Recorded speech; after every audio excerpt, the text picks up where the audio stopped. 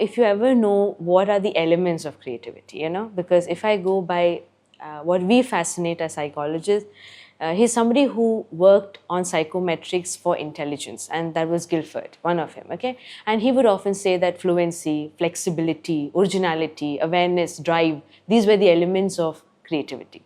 So if you want somebody to have originality and novelty, he has to get it perfect. I think that's where being flexible becomes a problem. So I will always imagine a very creative person confining and just creating their own thing. And if they're not creating, they call it a creativity block, right? So in my definitions of it, I know that perfectionism has a kind of a tone that's negative compared to an achiever. And I often tell students around me that an achiever and a perfectionist are two different people. So this can be very draining. Perfectionism is exhausting because it is an idea that I have to do it right based on my principles, not what others really take it. So if you say it's perfect, come on, leave it. No, it's not perfect yet. So it's based on my areas of adaptability to it. And sometimes creative people can go far and beyond because everyone is so unique that they would like to be less flexible at times, or maybe even more. Highly flexible. Because the drive that a person with creativity has is based on dopamines. Okay, and that's a reward-based neurochemical. Now, a chemical that can always tell you that, wow, you did a good work. If I'm telling you that you have to stop or draw a line, I'm very sure you will refute me. You'll be like, no way, I want to explore the world. I want to be a person like Anne with an E in the series that is on Netflix, or I want to be somebody who writes and reads and wants to just step out like a butterfly. So for me, when I say the word butterfly, the metamorphosis that was written, it reminds me of the author, having bipolarity in mood disorders. So where do we draw the line is when you understand that sometimes mental health and creativity can have consequences in a negative context.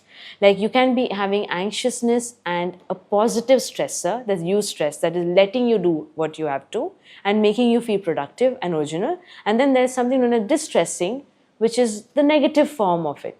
And then what you feel is, I think I need to stop, I think I have not slept, I think I have not eaten properly. Very common among my interior designers or people who have been into the field of using computers for a long time for data in terms of what they draw, architects for that matter. So when you have a professional life and your demand is so high and you're always being pulled in and out, you will need some tips to actually work then. You'll need tips on when am I going to take a break? Do I take the common break that I say is a 40-minute break. So our brain span or our attention span is only for 40 to 45 minutes. So you take a break after that. So there are breaks should you take for 40 minutes? One break that's after 40 minutes because the span, a human brain can stretch till 40 minutes. That's why in school we have one class for a 40-45 minute, correct? In university till 50 for you to settle, gather, give your notes back and things. So after that, you can surely take a 10-minute micro breaks that we call, yeah? But apart from what I'm saying here, there is a mind or a personality to learn and explore. Sometimes the drive to produce and the drive to learn should actually match. So don't just produce, spend time in learning. What happens is when you refill your exhausted battery. I follow that. Like, there might be times that I feel that, okay, I've given much, now it's my turn to replenish my resources. Because if you run down on the resources, you can never give. So it's a complete cycle. But if a person thinks, I know it all, I'm the most creative person here, and I'm the best, and there's no learning, everything is going to be, expended, or it's going to be spended out. And that's not what you want to look at, because then we see burnout, we see that you're anxious all the time, or probably you feel that there's a low mood and a high mood, like euphoric at times and the other times absolutely into the room. Bipolarity in mood, which is again, research says that bipolar disorders, schizophrenia, anxiety disorders are part of creativity. Yeah.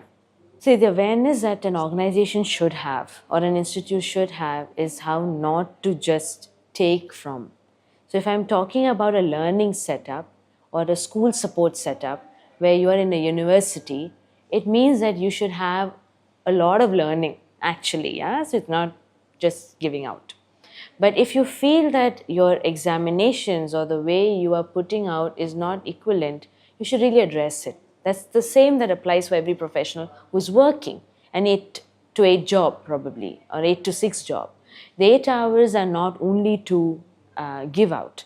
They will have to tell their team leader or their manager that please give me the break, the conscious amount that I need, and also help me to attend conferences or attend things that are going to boost you up. Some challenges that will help you build yourself.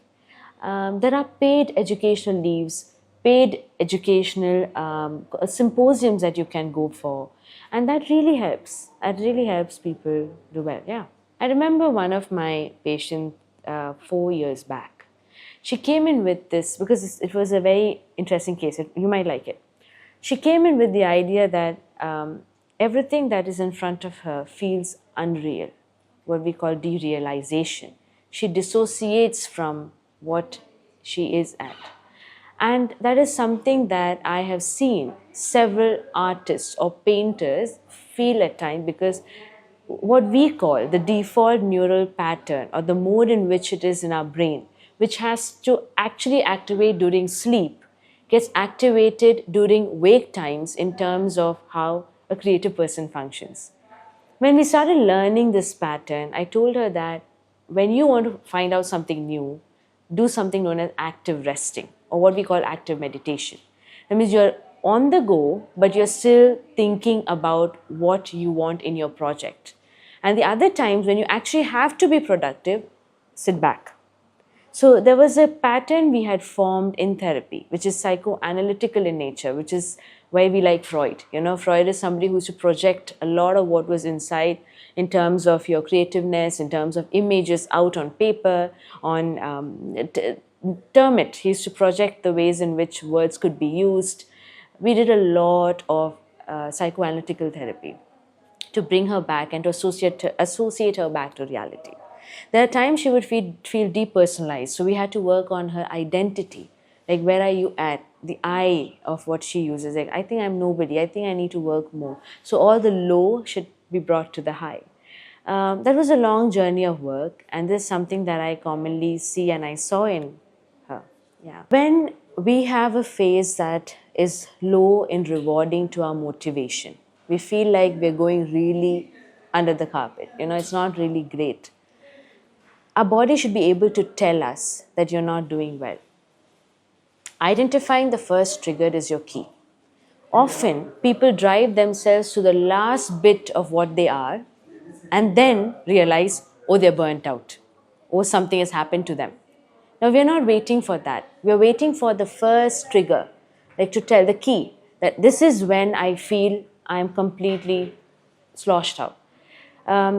We are in a time when creativity has also helped people get better in their mental health.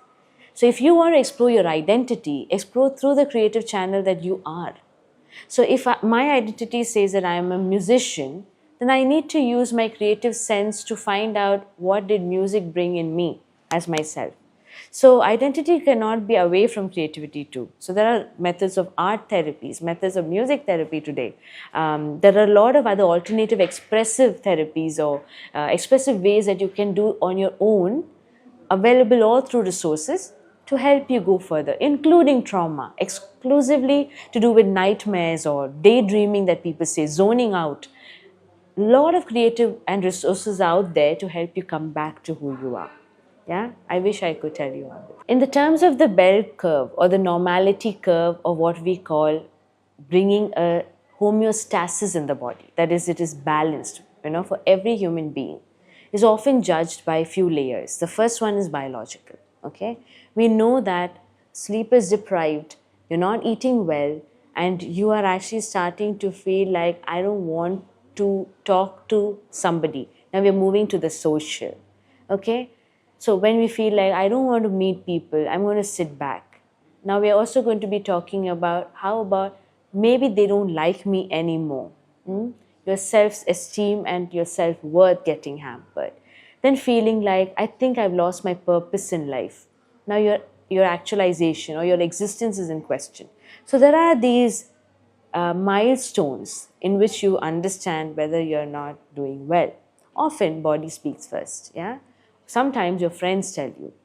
So it depends on what part of your dimensions of well-being, that is either social, is it emotional, is it biological, is it to do with anything to do with your occupational, that is you're not scoring well in your grades or you're not doing well in your work, is it your financial, that is, oh, it's not supporting what I have to do. Are these the areas, spiritual, purpose-based, meaning-based, are they the ones questioning your existence? Then you will have to know that that is a trigger. Okay, yeah. So these are the simple ways to find first. If you're still not able to get through, then you often meet a professional, and that's where the stigma and stereotype should be out there, just cancelled out. I often say therapy requires few things, one of which is a lot of humility and vulnerability. Okay, that is, I am ready to change who I am.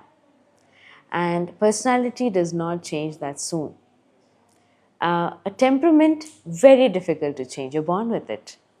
So you sometimes say that, okay, the genes play a great role in calling oneself a perfectionist or even creative. So you often have a person who is rigid back at home. That's why I told the word flexibility. How flexible are you? How fluent are you in your daily task? How originality or novelty, are you able to adapt to that? So all these dimensions brings what we call intelligence in a creative person. An intelligent creative person may also have constraints in stepping out to someone else who is intelligent to tell you to change. It's not an easy task. Every one of us as humans have a stigma and stereotype towards psychiatry or mental health. Trust me, that is a journey, and we have come a long way with the changing times. I know that our clinics are often full. You know why? Because of the amount of people knowing about health can be sought. But we can be a person who is safe enough for the other. Like, I can be safe for you in your classroom so that you can share your concerns with me. I call them as care captains within each other. This is a model that I made.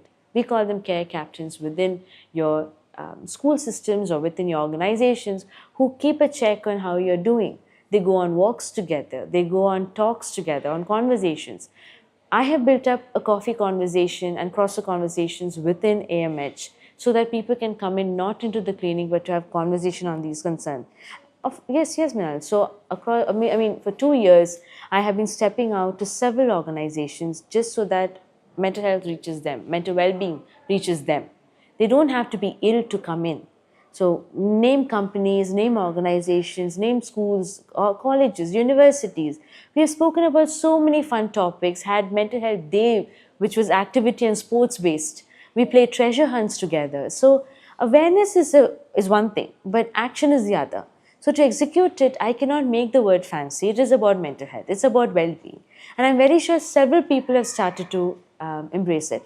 But in colleges and universities where they say no, if you have a class representative who is able to take care of the emotional side of people, then doing something creative is in itself can create creative people to feel de-stressed. Yeah, because you already have it in you. It looks similar, okay, because what the mind speaks, the body will show. That's how the mind-body relation is. So if you have a person absolutely exhausted, can look like they don't want to do anything creative too. If a person feels like, oh my God, I do not know what can I give new to this project, also will get drained in their sleep and feel exhausted. So it's a two-way process, yeah? So I don't think there's a fine line between the two here. It shows in the mind, it shows in the body. It shows in the body, it will show in the mind. That's how it goes. So art therapy has a lot of licensed and also registered art therapists around. Their practices are very standardized and empirical. Okay, I love art therapy myself because before I practiced on others, I did it on myself. So I went into therapy for art to understand everything from my childhood till today. So it resolves a lot of this using standardized testing with colors and something that is more creative rather than paper, a pen methods or the digital methods or just words and numbers. So it helps in bringing out of what we call projecting, what is your inner conflict out in creative manners of clay, probably play, probably using puppets. Sometimes children with abuse use toys. Yes, it's an active method using instrumentation out there, and it is an absolutely fun-based therapy, but reveals a lot about internal conflict, and works well. I really promote it to a lot of patients too.